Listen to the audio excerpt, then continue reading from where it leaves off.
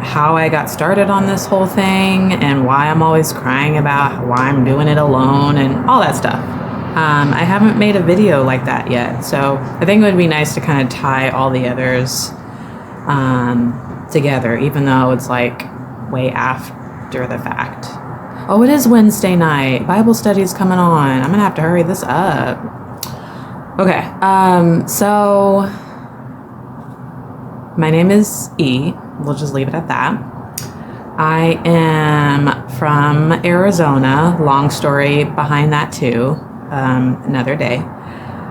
And I've always wanted to be a mom.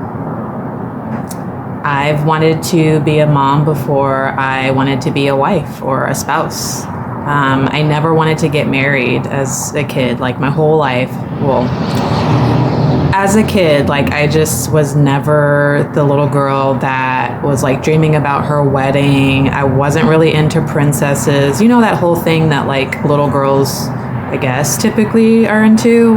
That wasn't me. I liked my Barbies. I wasn't really pressed about having a kin and, you know, whatever. I wasn't that kid. But for whatever reason, I've always been kind of drawn to kids and like I just knew that I wanted to be a mom. I knew that before really understanding like what it meant to be and like how that whole thing comes about. Like, so this day, my mom says that they had the conversation with me, but I honestly do not remember ever having the talk with any of my parents. So I don't know where I got my ideas from, but when I was a kid, I always thought that it would be the coolest thing in the world to adopt a child. Again, me not even really knowing anything about anything, I knew that I wanted to adopt a baby because there are just so many kids in the world that needed loving homes, and that was my mission. I knew that my life was gonna turn out that way.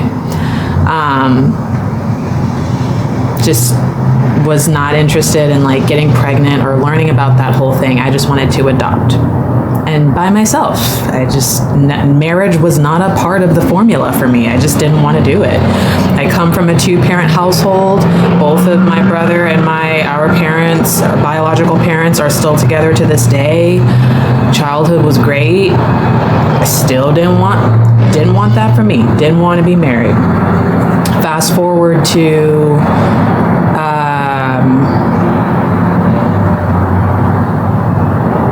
like late teens, early 20s. I had a youthful young adulthood. I don't feel like I've really missed out in any way. I had a good time.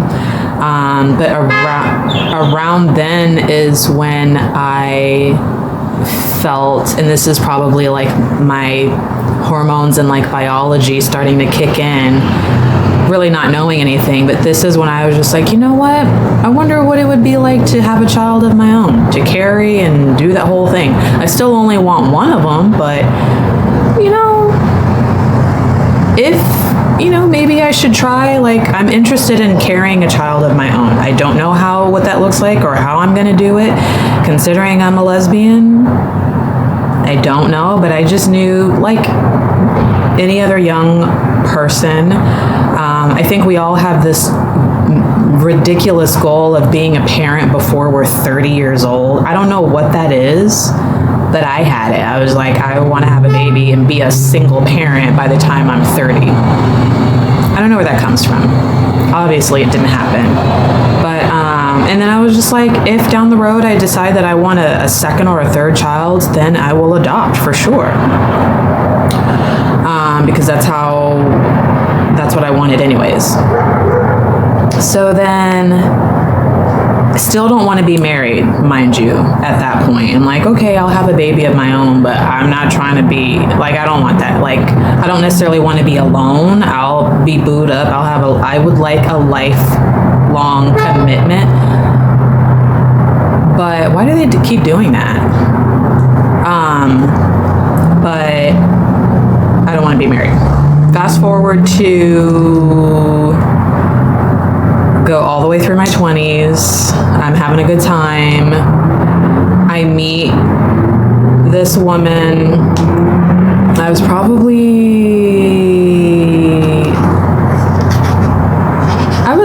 I was like in the second half of my 20s, late 20s, when I met this woman. And we're just having a good time. And that was one of the first things that I mentioned on our first date was, I'm just here to let you know that it is in the cards for me, in the stars, for me to be a mom. I'm gonna have a baby with or without a partner. So I'm just letting you know, I'm not usually the casual dating kind of person. I don't even know. Tequila and then telling our whole life stories, that's kind of what happens. Like hours of just what we wanted for our lives. And that was a part of mine. That didn't scare her off. We ended up getting into a relationship and spending we were together. And then so all throughout the end of my 20s, and then here comes my big dirty 30 birthday, and I decided that I wanted to be in another country for my 30th birthday. That's just kind of what we did. Me being of a military family, just like traveling all over the place, and something that I enjoy. And then, now being in a relationship with this person, we were just traveling all over the place and having a great time. And this was no exception. So my 30th birthday came around, and I was like, okay, we're going to Australia. And we made that happen. That's when money was flowing, like life was good. Everything was just good and plentiful. We freaking ended up in Australia for my birthday, and my partner at the time, proposed to me in Australia on my birthday. Well, yes, it was my birthday in Australia, but it's still, there's a day difference. I thought that was cool. Anyways, so yeah, I got engaged in Australia on my birthday, and that was one of the highlights of my life thus far. And we just went on about life, etc. Had some ups and downs, just like any other couple would. And then we started having more downs than ups, and then the downs were really, really bad. Broke up a couple times, and then I guess like one of the biggest breakups were we separated living situations and moved to separate parts of Phoenix, and helped each other move and stayed in contact, and just, I guess it really wasn't a breakup. It was just a separation and like a massive needing of space. I can't say what my partner at the time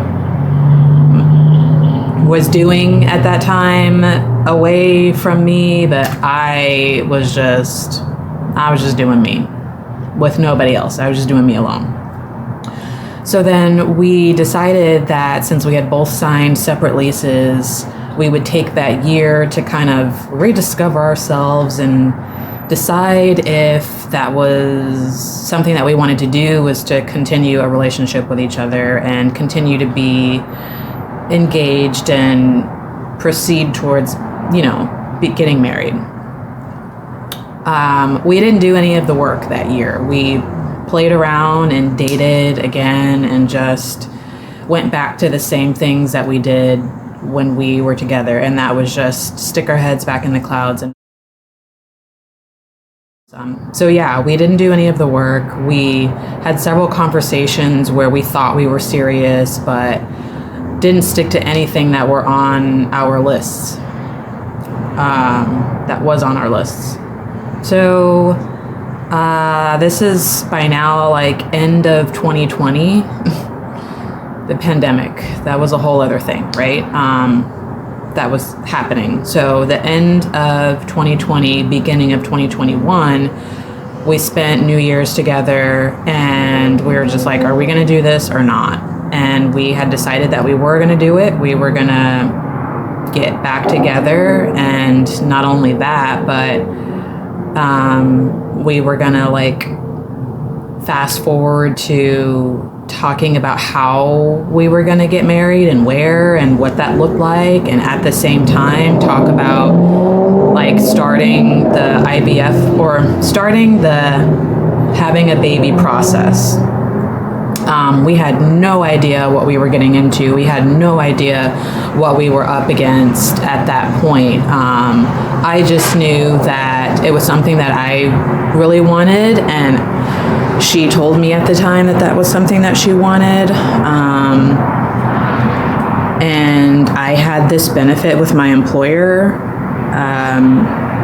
not just adoption assistance, but actual fertility benefits. And so I came from the perspective of we're going to need the fertility benefits because we're in a same-sex relationship. So that qualifies as a form of infertility.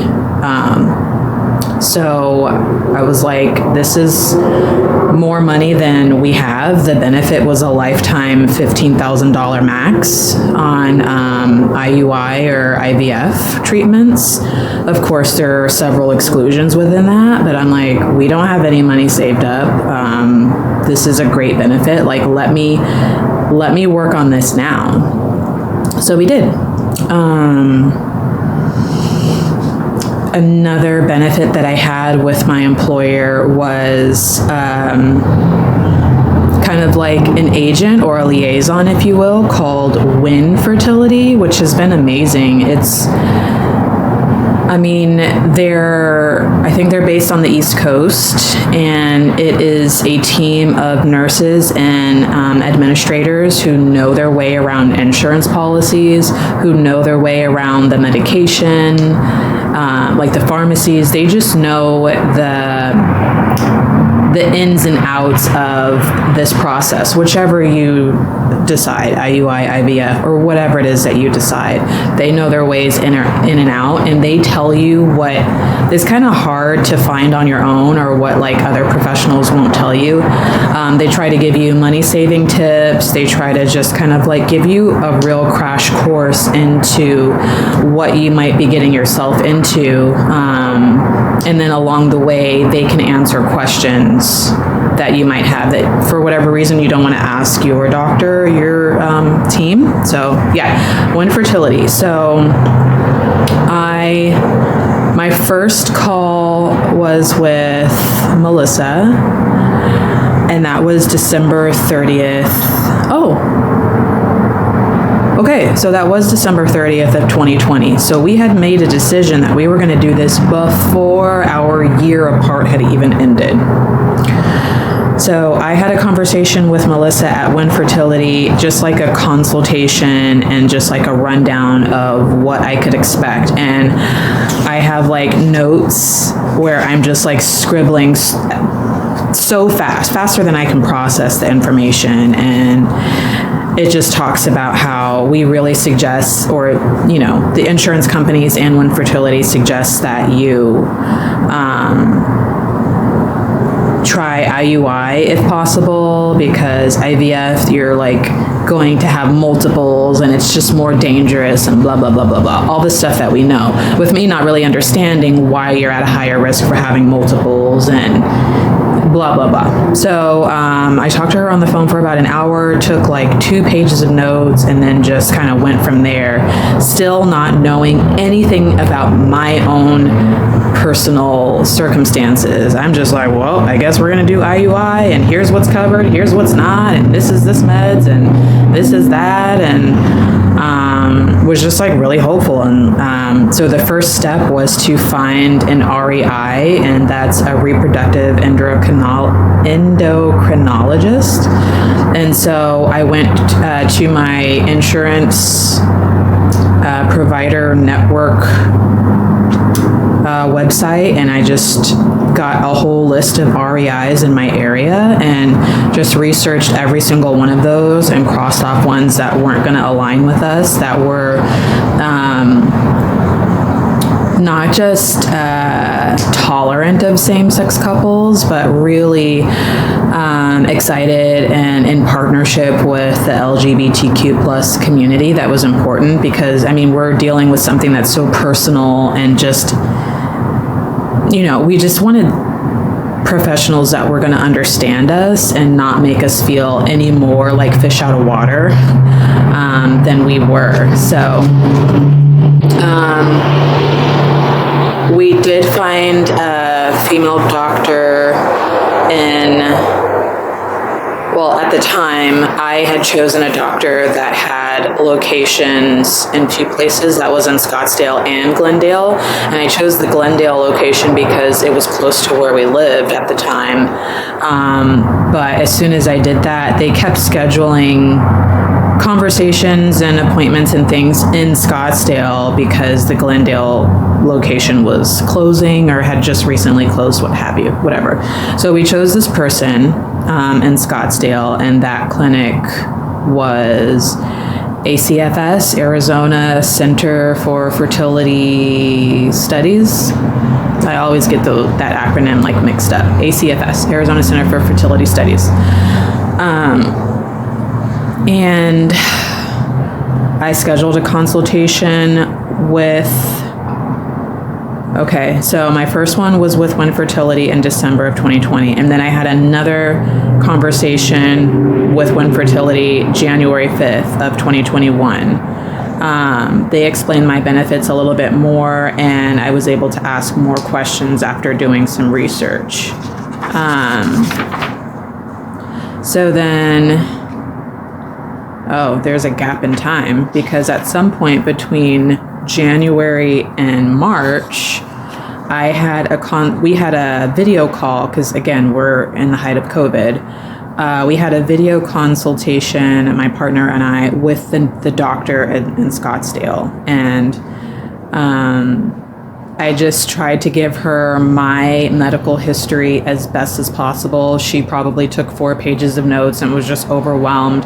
I told her about my anemia, that I've had iron deficiency anemia since I was like 2 years old. And I told her about my mom anemia, and I told her about having a hysterectomy and her having fibroids. And I told her that it was very likely that I had some, and that I had been checked for them, and they told me not to worry about them. And it was just like a rundown on family history. And we just went back and forth, and she was telling me about all the tests and things that would need to take place before we got going. So we had that, and then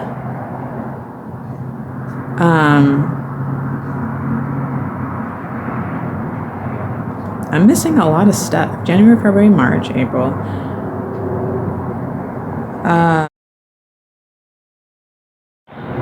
So let me just say this, because I have skipped a whole page of recanting how things went. And it must have been February of 2021. After that video call, that video consultation that we had, I went into the clinic on my own, and that was not by choice. She would have went with me, but again, during COVID, they locked everything down and people had to do this on their own. So I went on my own to do my baseline appointment. At that point, I had no idea what that meant, but I went and did my baseline appointment to just get diagnostics and just see where everything was. They did the test to see if my tubes were open. And so they injected that like glowing saline.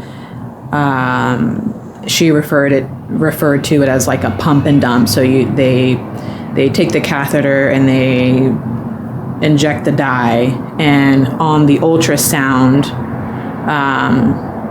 it'll show the solution going through your tubes and then coming out. And if they came all the way out, then your tubes were open. If they didn't, then there was something wrong. Well, my right pumped and dumped. My left filled up and stopped. It did not dump. So my left tube was blocked. And at that point, I didn't understand what that meant. It just wasn't good.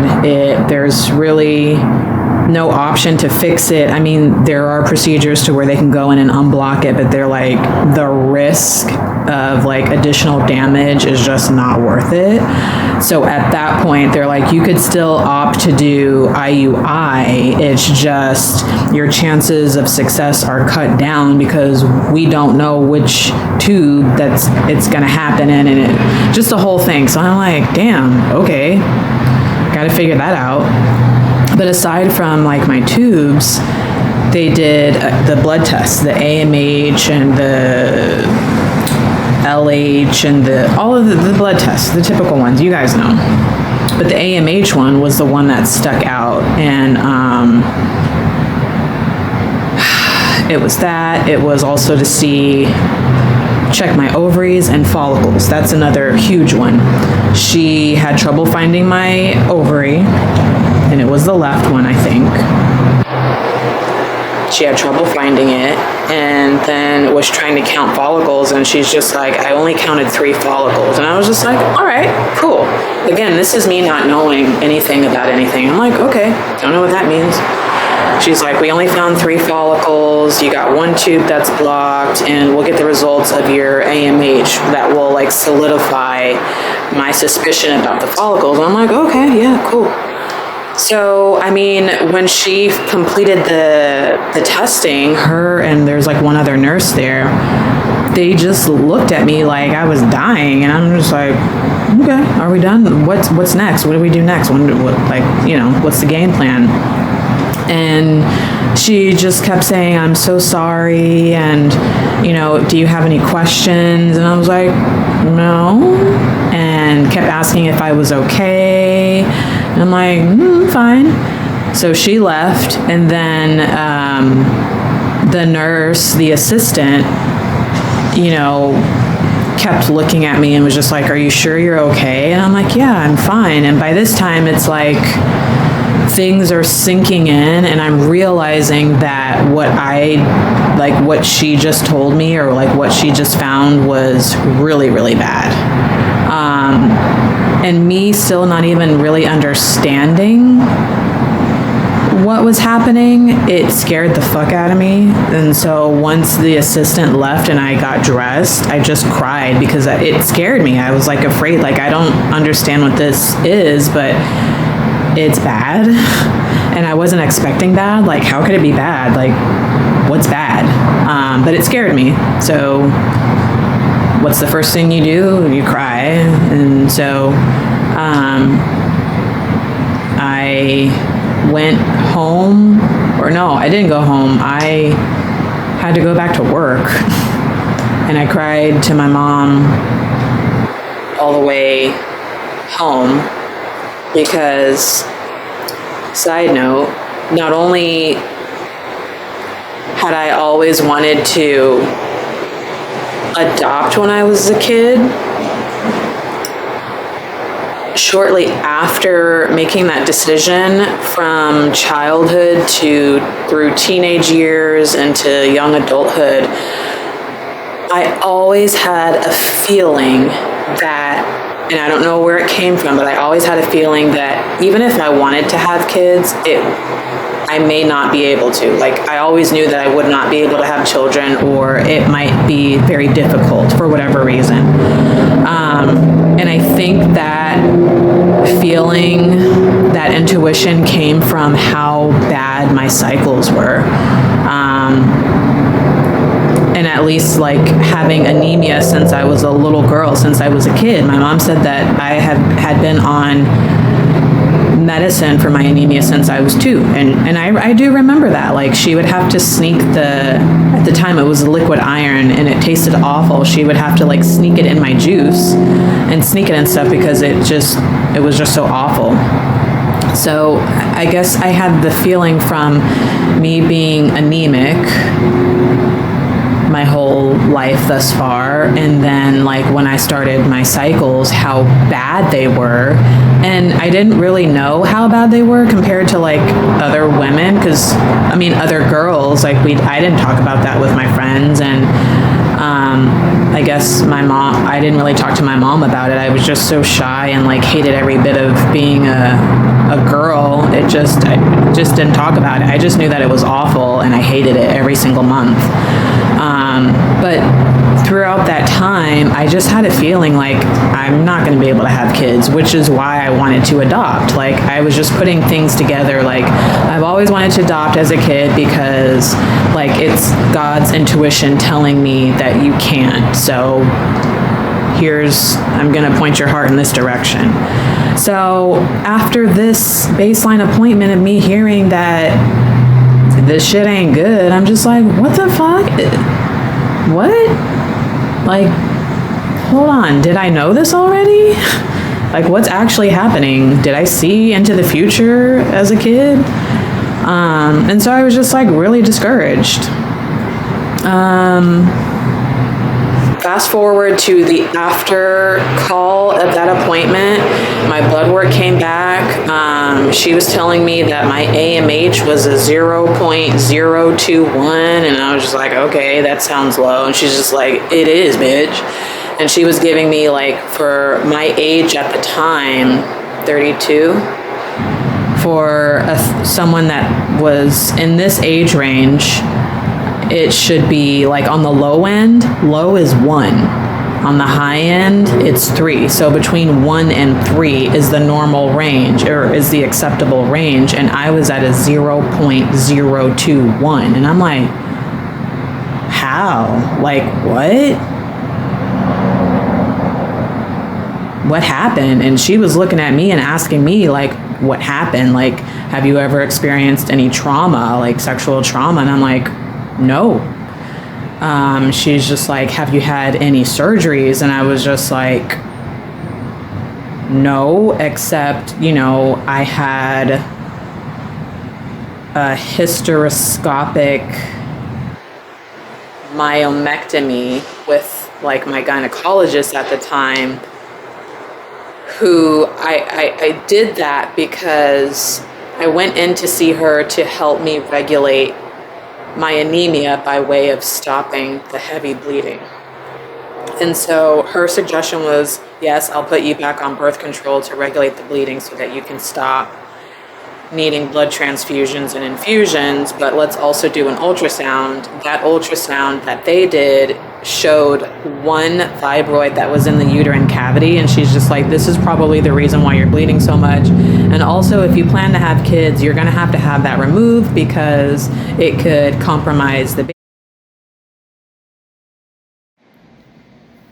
So why did my camera just cut off on me and say that I had no storage left to do these videos? So I had to like stop and then move the videos over to my SD card so that I could have 4 more gigs of space to make more videos and keep doing this over and over and over. I don't even know what you heard in the last one, and I didn't go back and listen to it to see where it cut off. But basically, the lady told me it didn't look good and it was a bad rest of the day after my baseline appointment. So the follow-up call to that was to tell me about my blood work and how it confirmed what she saw on the ultrasound about me only having 3 follicles. In the meantime, I Googled everything that I could Google to kind of get caught up in understanding what the fuck happened. She's just like, yeah, your numbers are low, like extremely low, lower than the low number on the scale. And you could continue to do IUI. I wouldn't suggest it. It's probably not going to work because you have a tube that is blocked and you don't really have any eggs and you need to consider donor eggs. And she immediately started talking. Oh, so the call that I had, the follow-up call, I was at work. I took it at lunch, and my fiance at the time was not there.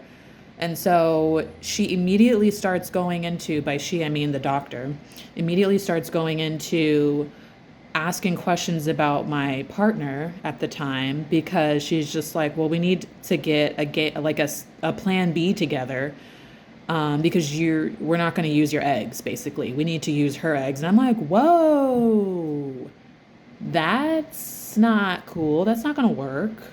We don't know what the heck we're doing. She didn't volunteer for any of this other than to like support me and like be there. And I didn't feel comfortable with her talking about my fiance's lady parts without her being there. And I'm like, I'm not making any decisions. We're not booking any appointments for us to test her. And, my fiance at the time was older than me, and she's just like, chances are she has a better situation reproductively than you do. She's just like, you should just not even really try. And I'm just like, this is awful. You're not only telling me that we're going to need donor sperm, which was what we obviously, but you're telling me that I'm not even going to be able to use my own eggs because I don't really have any eggs. So I have to get we have to get donor sperm and donor eggs. What? Are you sure you have the right chart? Girl, it was terrible. Just terrible. And then she's just like, I'm not saying it's impossible. It would just be extremely, extremely hard for you to achieve a healthy pregnancy with your own eggs. She said that. And I was just like, well, damn. But I made a decision that day that because she didn't say that it was impossible, if I had a 1% chance, I was going to take it. And we talked about it, me and my fiance, we talked about it for a while. And I was just like, fuck it. I have a 1% chance. Let's just see what happens. I mean, obviously we're not going to be able to do IUI. We can do IVF, but we have $15,000. And yeah, that takes our chances and like cuts them dramatically, because we could probably fit a few IUIs within that budget if needed. But now we have to do IVF, and we didn't expect this. Like, if we can do one round of IVF and fit that in there and hope for the best, then let's do it. And so we did. But pause, let me start these nachos. Fun fact, my favorite foods are tacos, spaghetti, and right now I can't get my mind off of nachos and a very specific shrimp burrito that's located out here in Phoenix. But I'm about to make me some nachos because it's February 1st, it's day 1 of my cycle, and I just want what I want. So I'm gonna make nachos.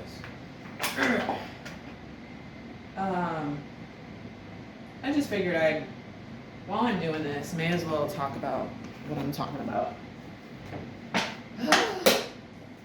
So, girl, yeah, we decided to just go ahead and just throw the situation and see what stuck. The doctor, although she was really nice, was kind of like highly against the decision. After all, everything is a business, and the amount of work that the clinic was going to have to do to achieve a pregnancy was probably not worth how much they would have been paid. I don't know, that sounds weird because, again, whatever the cost is what the cost is, and you have to pay for that. But they just didn't really want to like get in the trenches with me or with us at the time and like help me figure this out. And I was just so gung-ho on continuing.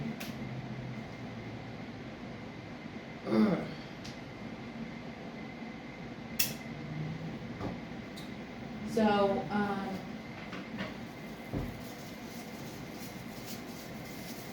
what am I saying?